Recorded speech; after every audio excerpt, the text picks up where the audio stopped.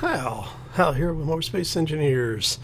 It's coming up on 1 a.m., still almost 80 degrees outside, but you know, we gotta get stuff done. But first we have to get started, so let's go.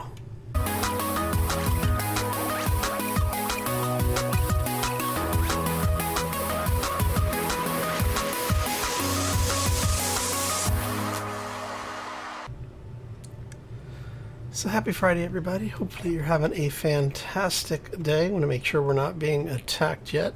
Awesome. Oh, and hopefully it's been a great week for you. It's been really bloody warm here. So yeah, basically what we have done is we've now gotten the entire station airtight and pressurized. So all of our doors not leading directly outside are now open, or should be mostly open.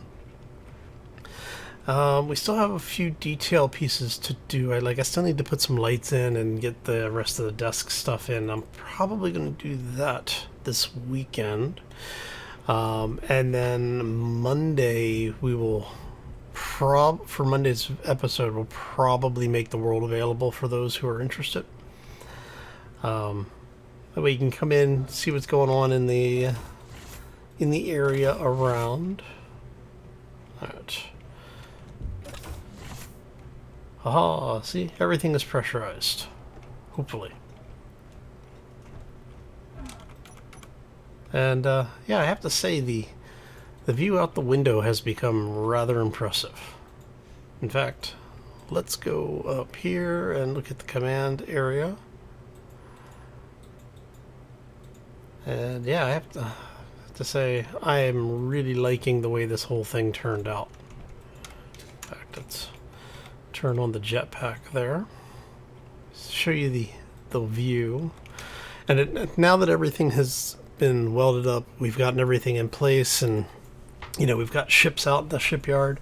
Hopefully you can see basically what I was talking about early on when we were first building this. You know, this is really kind of what I wanted it to become. So I'm really happy with the way everything turned out. And I'm glad everybody was patient enough to hang out with us while we were going through the whole process, because it is a long process. Alright, let's turn off our light here.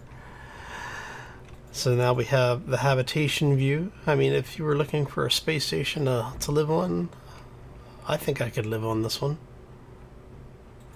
There's enough room that you're not going to go stir crazy. You can run around, do laps if you need to. You have an area that leads out to the big hangar. You've got the area that leads up to the small hangar. And you even have more view up here.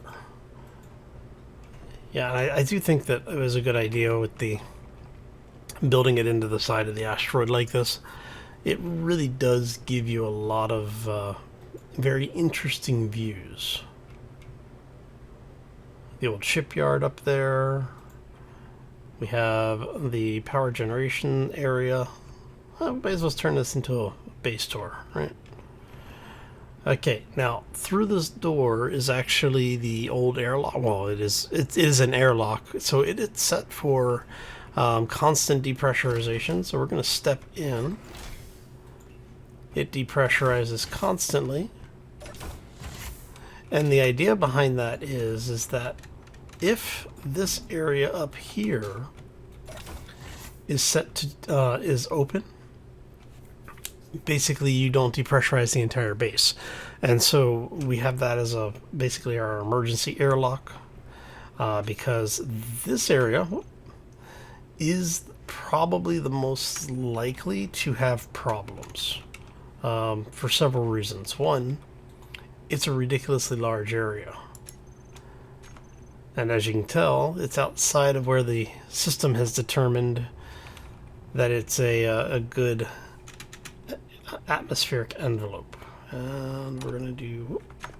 Come on, there you go. We're going to reset that so the next time I restart, it should work. And I need to update that image too. Alright. Okay. So now we are going to come through here. We're going to keep the airlock closed because this area is actually part of the pressurization envelope. Why the big hammer, well, it used to be the big hangar, the small hangar now, why that has O2 pressure detection issues, couldn't tell you. Space engineers. Alright, so our smoking area outside. Hey, this is an O2 rich environment. We do not want people to be smoking in here. Alright. And we now have the area that has the ladder, or you can jump up into, and you can walk on the wall. Which gives you even more interesting views. I do like the fact that it is a transitional piece, so that you kind of have to be, you kind of get over the whole what is up and what is down pretty quickly in these types of bases. So what will become the command room, the operations room, I guess I should say, and then the habitation module. So we got our crew break room slash visitor center, I guess, maybe. You know, we have to come up with a snazzy name for this. I haven't come up, you know, like in Star Trek Next Generation, they had 10 Forward. You know, you have the Mos Eisley Cantina in Star Wars. So let me know in the comments section, what do you want to call this place? If you come up with like a design for a logo or something, as well as a name, let me know, and I'll see if I can get into the game. Alright. So, come up here. We have our crew quarters. Everybody's got their own little area. These are completely pressurized now. You can see the primary, well, I guess technically it is primary storage now, the secure storage area. Got a little bit of space in here. Got the window looking out just in case somebody tries to sneak in.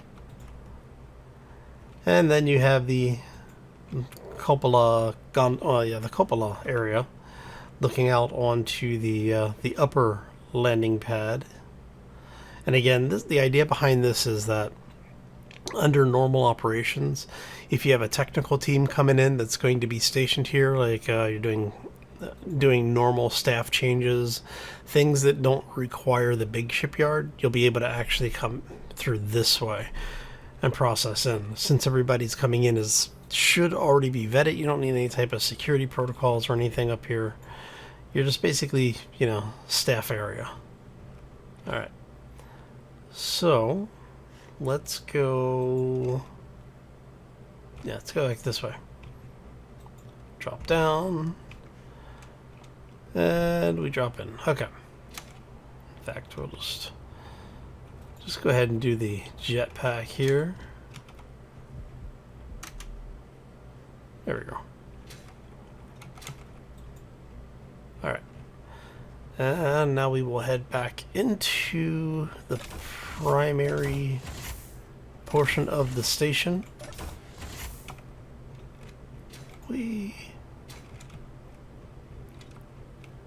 Oh, is that why you were not?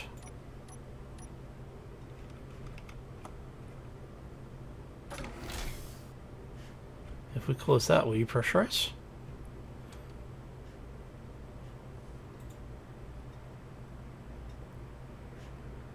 Oh, look at that. It is actually working now. I'm actually not sure why the door was open, but hey. I like the idea that this is actually fully pressurizing. It's going to take a while for this to fill up, but I want to make sure that it is actually pressurizing and not stuck in the O2 loop. And the way you'll know that it's stuck in the O2 loop is that it'll get to about 80% or so. It'll keep spitting O2 out, but you won't see the room pressure change. Sometimes you'll see it actually hit like 99.999%, and it'll keep spitting out, and it won't ever hit 100 and stop. So if you ever get a situation where the vents are continuously spitting oxygen into a room, just go over, turn them off, or set the depressurization to on. When you turn it off again, it may clear the air. You never know. So never hurts to try it. Always be aware of it. We're just going to wait for this to fill up, because if it gets to the point... See, the problem is that if you get that bug where it's not calculating the 100% accurately, what happens is it will burn through your O2 supply. And when that happens, if you will eventually run out of O2 when you run out of ice or O2 in storage. And I've actually had that happen on playthroughs where I was on a ship and the ship was in ridiculously deep space. There was no ice around. Thankfully, I had like 4 or 5 tanks on board. So that saved me. But it is not uncommon for you to run into O2 problems in Space Engineer. So be very, very careful with that. And you're pressurized, right? Okay.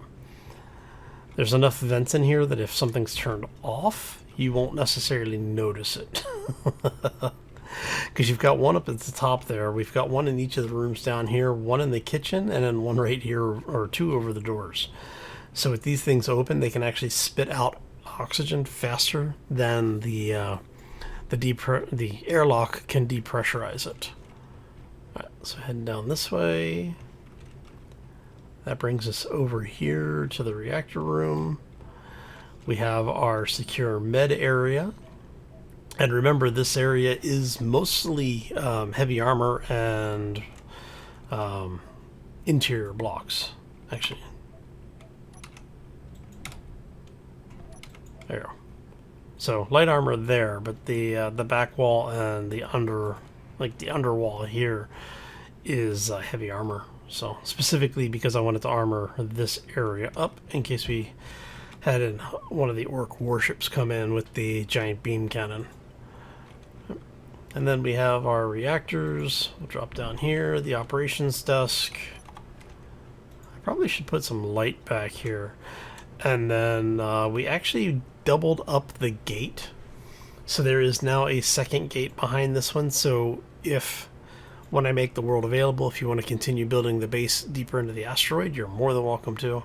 It's set up so that the whole thing will retain pressure even if you are working back there. Alright, and our little hidden brake area. Okay.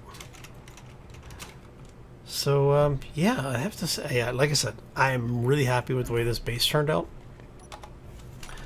Turn that off for now. It's fun. It's a nice base to just walk around. I mean, there's a lot of just interesting little nooks and crannies in here. Turn the light off. So you can see things like you can see the lines that are feeding the areas. The fact that we have little tunnels cut into things. So it's a good space, actually. I don't want to run into any problems, so we're gonna go ahead and close this. And that. I never did put a vent in here. I meant to put a vent in the hallway. Oh, hiccups. Excuse me. Let that pressurize. We'll close that. And we're in the hangar space. Okay. Now, as you probably noticed, all of the miscellaneous junk that was floating in here is gone. Turn on the light here. There. The only thing we still have over here is this little guy, which we will be breaking down at some point. And I need to put... There was something I was going to put on that. I think I was going to put a bob over there. I don't remember. But what we are going to do is we are going to grab these because we want the superconductors. At least 200 of them. And I'm going to go ahead and drop parts in here again. Hey, look at that. Actually, I need, is it 200 or 400? I may need like 200 more. Because we ran out of gold. And I haven't found any in the local cluster. So that's not good. Because it means we really don't have parts for our jump drives. Well, we have everything but the superconductors. And I don't remember. Oh, it's 1,000 superconductors. Oh, that's going to be painful. Okay. So yeah, we're going to break a couple of these doors down. As much as I hate to do it, I really don't want to break these down. But I kind of need to. Inventory full. Mainly because of the fact that we need the superconductors. And it looks like I am starting to run a little bit low on oxygen. Okay, so here's what we're going to do. I am going to go ahead, do a quick cut, because this is basically going to be me shuttling parts back and forth ad nauseum. Looks like we need some power cells too. Do we really not have any power cells in the grid? No, we have to have some, right?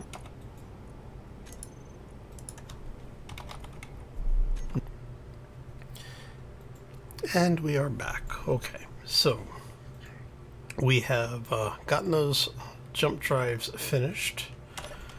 I've just recharged everything, picked up some fuel. Well, I need to pick up some more oxygen, looks like. Alright, oh, and before I forget, I changed my power display, so we now have jump drive status over here as well. I was trying to get something that was a little bit more, I guess, like visible. I'd really like to have it up here, but I'm thinking what we'll do is I'll actually configure one of these guys so I don't have to look over there. So I'm thinking, because when we are in first-person perspective, I'm thinking we may put the charge time like right there. Yeah, I think that would be probably the best, because then we actually can see the charge time. I'm not going to do that right now, because that is, I've done tutorials on how to set up these cockpits before and how to identify all of the subscreens, and I don't really go through it right now. So what we'll do is part of Monday's video. So remind me. Remind me this weekend when I'm recording Monday's video. I need to do the very quick, here's how you identify the subscreens and set those up to be used with MMaster's automatic LCD2 script. So we are going to hop up over here. I should probably put some spotlights over here as well. I'm thinking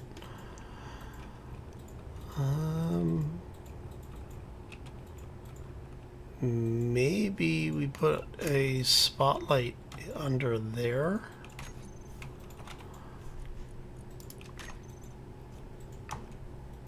What do I need for that? I need steel plates. Is that like, that's like the one thing I don't have? Okay.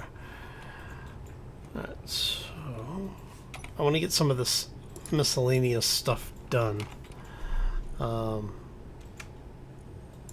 don't need any of that. If I need anything, it'll be those guys, maybe those guys, and I'll pick up 100 of those just because. Alright, so what we're going to do is we're going to set this up so that we have a little bit of light in here. So yes, it'll be under this one. So we can drop you there. Do the same on the other side.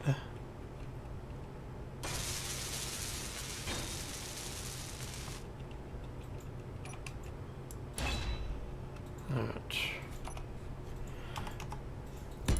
And basically this is just so we have some light in here. I just realized that is off by one. Alright. It's fine. Okay. But yeah, so this way we have a little bit of light in the bays. It's always a good thing. That's one of the reasons why I had thought about bringing these arms over, was so that we would be able to have some light pointing down on the ships. But it's okay. So let's grab you there.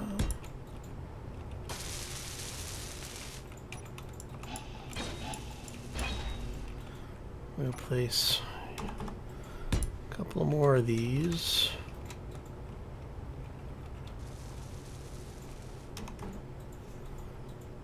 There you go.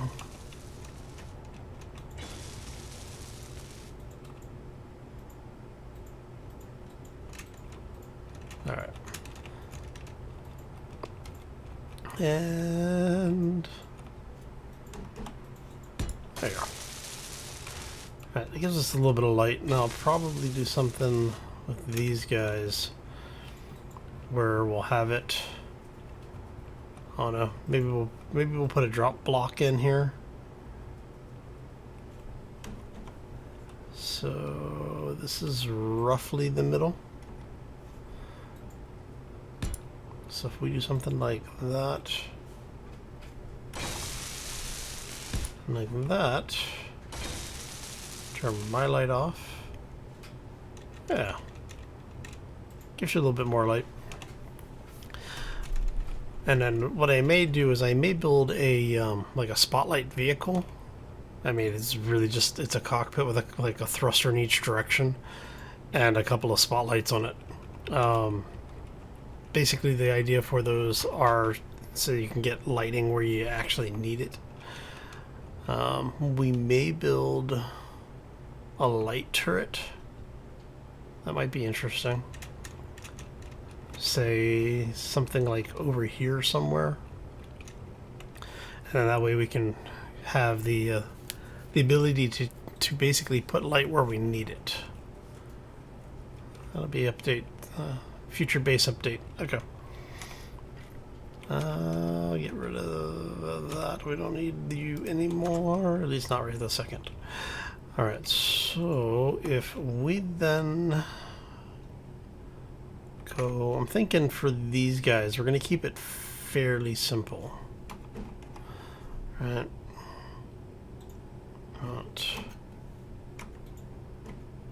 Let's see, you are going to be there.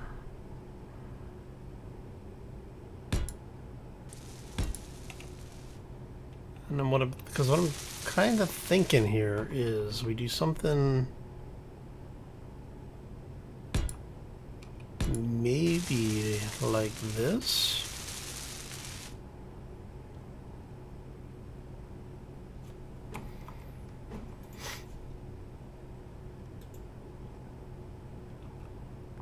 So we end up with those there.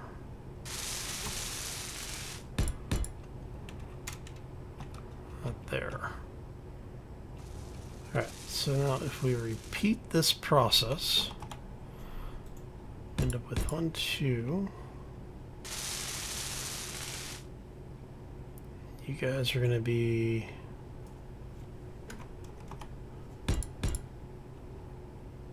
yeah. Like so. And like so. Sorry, I turned the light on here so you can see. And I'm thinking, because we don't want to block the camera, so what we're going to need this to do is, can I get away with...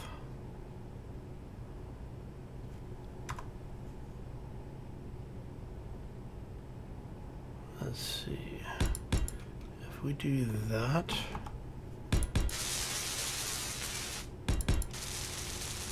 let's see what this looks like.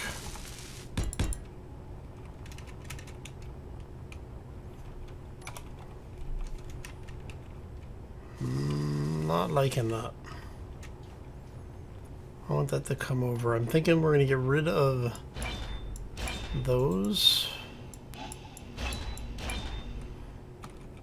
And we'll move these guys over. And do that.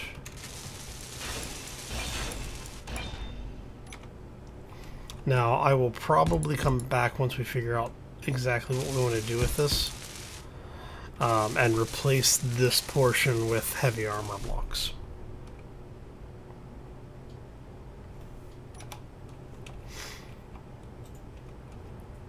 I think I like that a little bit better.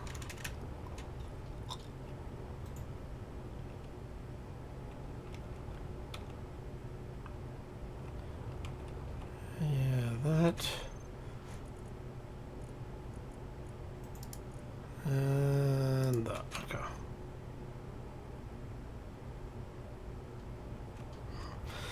Alright, so if we go with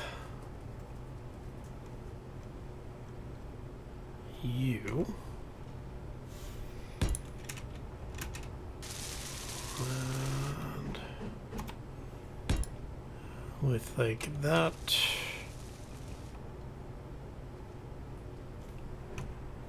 okay, so if we then bring you around, bring that around,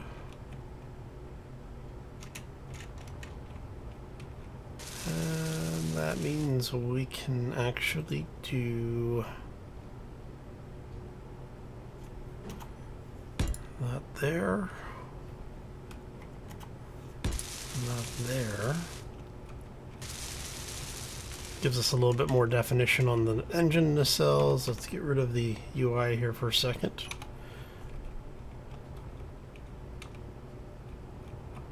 Alright, so then we can bring you in like so.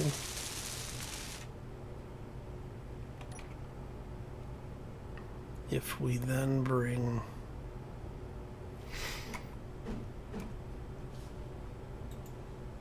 so I want to bring that in because that gives us a little bit better defense,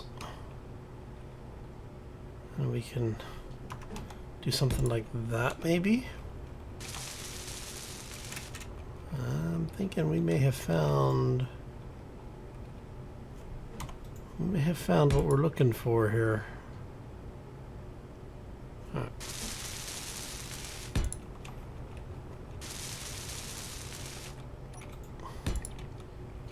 You're going to drop down like so. And then that leaves us with the question of, do we want to go simple where we end up with just a normal cube, or do we want to go with, say, that?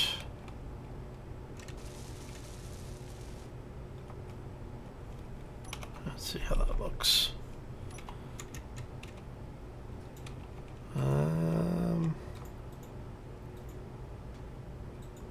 I don't know.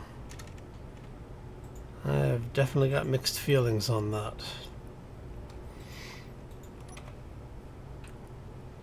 Alright, so if we then do something like that, I know what we can do. Energy low. I think what we'll do is we'll do the regular cube here, and maybe do something like that.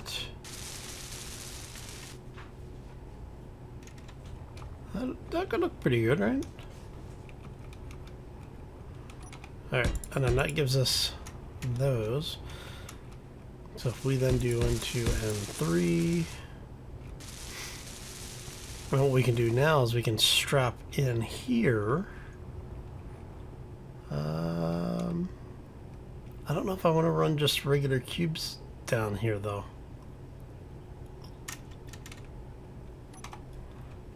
How are we doing for power. We're almost out of power. We're okay for right this second. Okay, I know what we were talking about here is that. Done like that. Alright. Yeah, I think I like the way that that line worked out. Obviously, I would like to have a little bit better protection over the cargo, but realistically, what we're really trying to protect is the jump drives. And we've got a little bit of interesting detail there.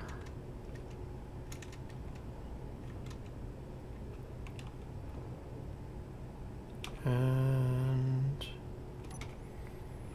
if we go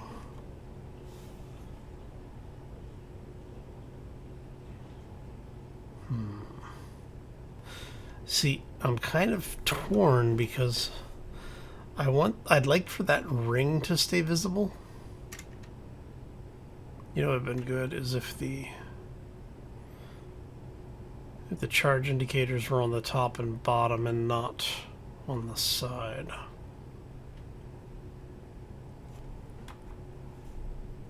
Alright, so if we go like this. Energy critical.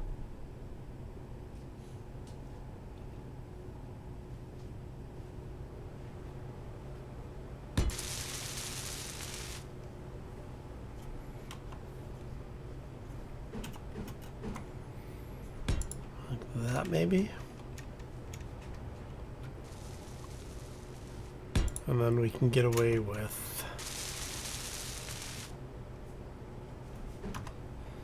maybe something like this.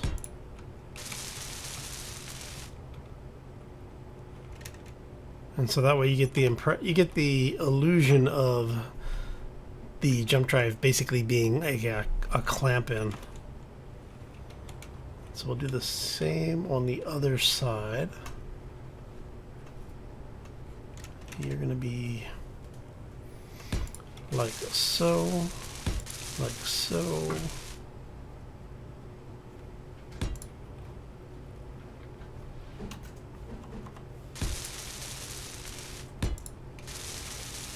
All right. I think I like the way that came out, actually. So it ends up giving us a little bit of armor. Whoop, we need to go get our butts in a pilot seat really quick. So yeah, it gives us a little bit of armor on the jump drives, which is good. No energy. Oh, that was close. All right. So yeah, it gives us a little bit of armor on the jump drives. It breaks up the lines a little bit so that we actually have something that is a little bit more interesting to look at. And I think that if we play around with the neon lights like we did with the original escape vehicle, I think if we did some detailing with that, it should look pretty good. Now, one of the things I did find out is the lights apparently do offer or add armor, but because of the way they work, they kind of work like the old walkways did back in the day. For those who don't know, many moons ago in Space Engineers, the old solid walkways, you used to be able to put those down on top of blocks as a form of armor against thrust. So because of the way that the damage for thrust was factored, if you had these things in between the thrusters and a block, the thrusters didn't do damage to them. Don't know why. It was something in the way that the damage states were defined. So what you could do is you could actually hide thrusters behind the plates. So yeah, it was a really weird. I don't want to call it a bug. I think it was just an unexpected feature. Maybe bug would be a good term for it. But anyway, that's the random bit of Space Engineers trivia for the day. Oh, Okay, so I think that is going to do it for us for now. Now, I do need to figure out something to do with this portion. I'm not happy with having that big flat section on both sides. I may do a bump out on that. Actually, let's see what that would look like. If we did this, I mean, we could do that. That actually looks, that might be kind of interesting, actually.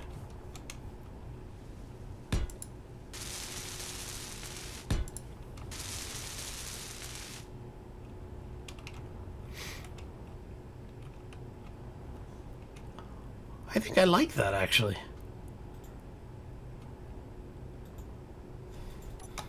Hold a second. I think we may have just... Oh, I think I like that.